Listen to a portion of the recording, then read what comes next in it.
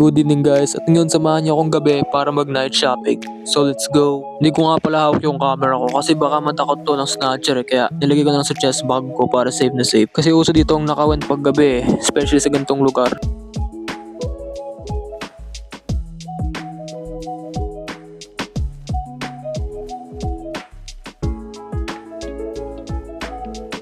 Kumuha nga pala ako dito ng Century Tuna kasi favorite ko to at kumuha ako ng maraming spicy dito. Masarap to pag gumagawa ka ng tuna sandwich. At saka walang mabubuong sandwich kung walang tinapay. Kaya bumili na ako ng wheat bread dito kasi favorite ko rin to.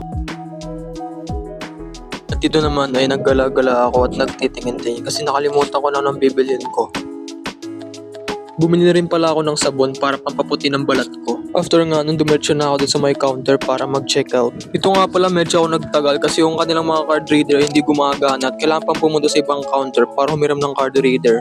At saka wala akong dalang cash kaya kinakabahan ako.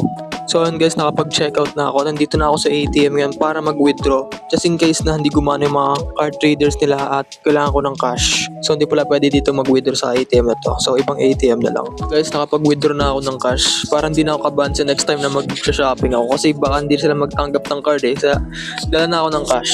So yun lang guys. Thank you guys for watching and follow for more videos like this. So goodbye.